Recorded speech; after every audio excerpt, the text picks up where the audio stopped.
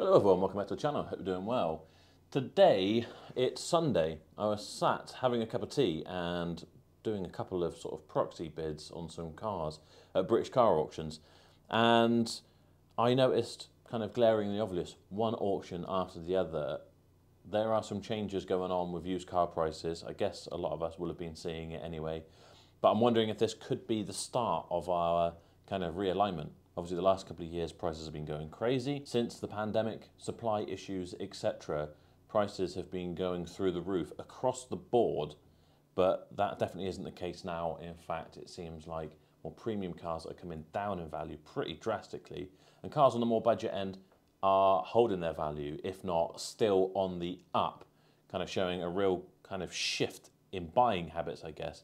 And in fact, I was reading an article just the other day, which I may do a separate video on, about Cinch, We Buy Any Car, etc., all owned by the same group, changing their buying habits throughout the year of 2022 to lower the values that they wanted to buy.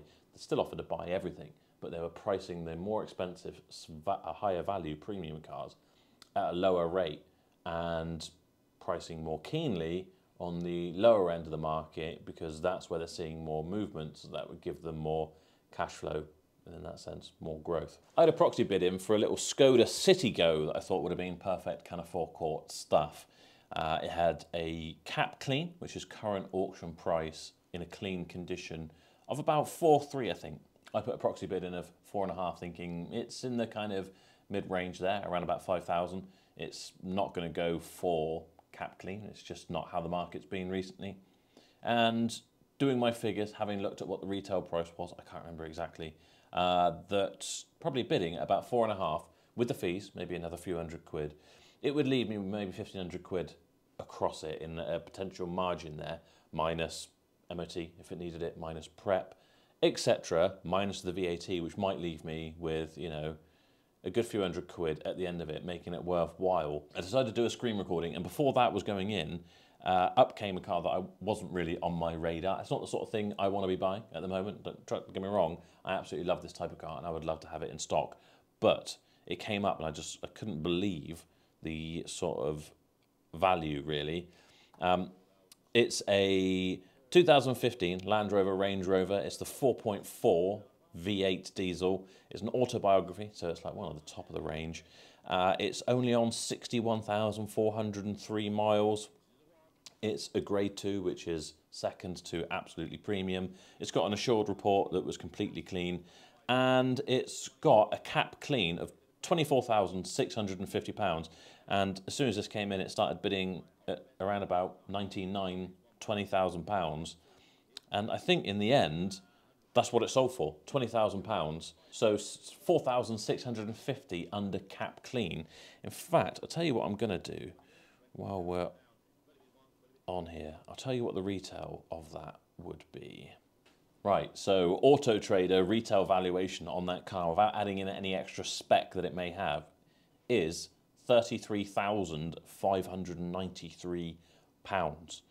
That is an absolutely ridiculous margin. So what did they buy that for? £20,000.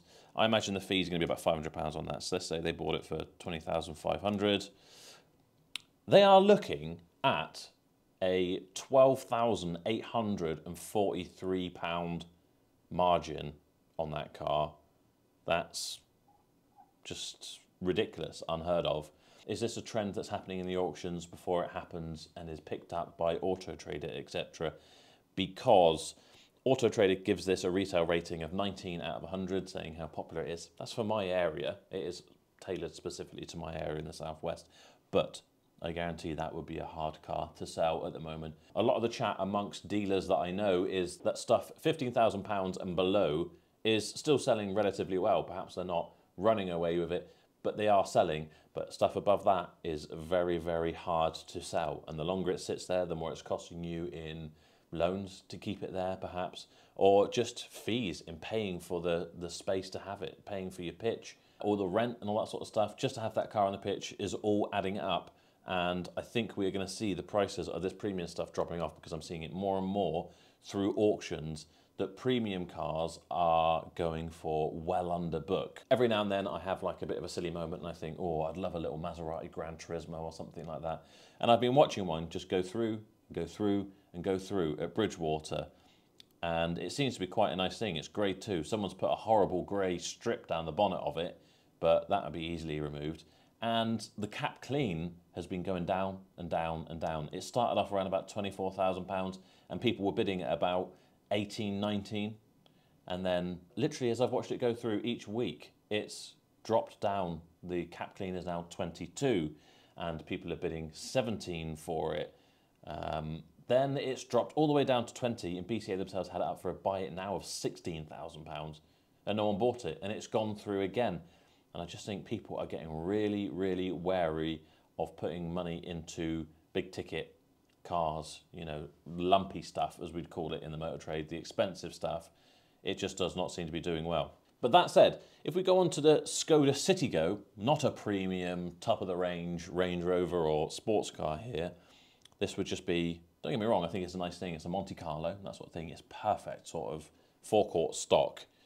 But it's a cap clean of 4,300 exactly. The mileage is 50,621.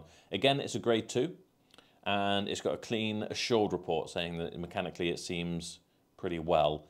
And I put a bid in of 4.5, hoping that we might get it, and I thought that would be a reasonable, you know, price.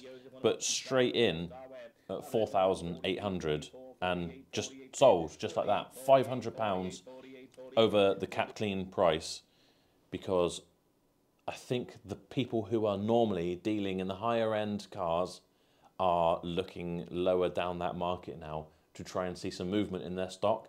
So they're willing to pay a bit more, they're willing to take smaller margins, and it just goes with this general trend that, to be fair, I've seen over the last couple of years, people downgrading their cars, not wanting to have money tied up in lumpier stuff.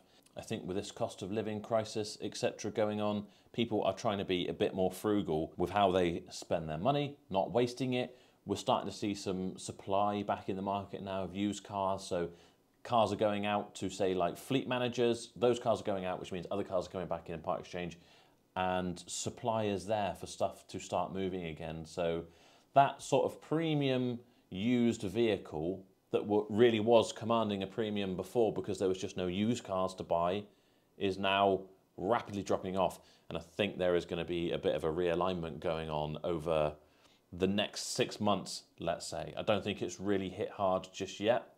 And it's a difficult time of year to judge this because we're coming up to Christmas. People are thinking about saving money for that. They're thinking about their winter heating bills, things like that going on. So there is always a bit of slowing down this time of year in the market. But be interesting to see what happens in January when things normally kind of pick up pretty quick again. Will there be a big realignment? And I have to say that Sophie is bidding on a few real cheap things, you know, like stuff that should be sub £1,000, and that stuff is ridiculous. She's putting bids in of £500. I'm saying you won't get that, thinking it might go for £1,000, but it's going for £1,800. It's just going absolutely ballistic. I don't really understand it, because if you follow Auto Trader pricing, there's no profit left in that. And a lot of dealers have been saying recently that cap prices are just out the window. Dealers say that all the time. They've been saying that for years. For as long as I've been in business, cap prices are nothing to go by. But there generally really is a consensus at the moment that cap prices are just something you can't trust at the moment. Whereas all these kind of technology companies have been telling us what the prices are and they've been dictating the market. Auto Trader puts on its retail rating prices, tells you whether it's good, bad, whatever. It's basically just out the window. More than ever, we are back to just having to figure out the market. It's more of a Wild West than it ever was, probably, because you just don't know what the prices are doing. So what does that mean for all of us? Well, there's nothing much I can do.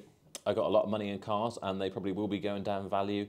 I tried to buy sensibly, other than stupid stuff that you see me have in YouTube videos, to leave myself with enough margin. This is where you don't want to be either someone who buys cars to work to a couple of £100 margin, because you'll see that margin disappear and then some, and you'll be stuck with cars that you're going to have to sell for a loss, which is going to sting a little bit. You also don't want to be the car supermarkets who do a similar sort of thing and quite often rely more on extra products and finance commission than they do on the actual sales price. That's quite often why they can price so keenly, because they are going to sell you a non-optional warranty, they're going to sell you some paint protection, they'll sell you gap insurance, and when it comes to selling you finance, you're getting stuck with a pretty hefty rate and they're getting a big fat commission out of it. That said, it may all come back to bite them now because they will have so many cars at such high value dropping. You know, for me, if the prices have gone down, as Car Dealer magazine said they had 4.2% in October, well, that's probably knocked maybe, you know, let's say somewhere in the region of £5,000 to £10,000 off of the value of the cars that I have. But if you're a car supermarket with tens of millions of pounds worth of stock, then that's a lot, isn't it? You're talking £500,000 just gone like that in a month. That's pretty scary. That's going to affect your profits. So I'm no expert on this. I'm certainly not going to make any predictions. I have no idea what's going to happen. I'm just going to keep trying to do my job, try and ignore it as best I can, but it will be very interesting to see what happens. And it's worth keeping an eye on yourself. If it's maybe now the time you want to trade in your old cheap car you thought was worth nothing to buy yourself something a little bit premium, this may be the closest the gap ever gets to your cheap car you think's worth nothing, but actually seems to be going up and up in value, and the premium car you thought you could never afford, but is actually crashing in value. I'm buying every week. I will keep my eye on the auctions. I will let you know how the prices seem to be going. And while I was just doing a bit of research then about auction prices, BCA, etc., I see there's a recent article about, which I may do another video on, which is the Constellation Automotive Group, who owns Cinch, We Buy Any Car. They also own BCA and Marshall Group. So they got a whole network feeding themselves, doing all the things, buying the cars through We Buy Any Car, remarketing them through their BCA auction sites, and selling directly to a consumer with Cinch as well.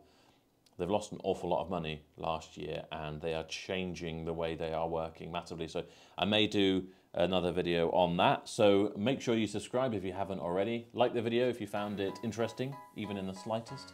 It would really help me out and I'd really appreciate it. Don't forget you can follow me on Facebook, Instagram and TikTok. And other than that, I will see you next time.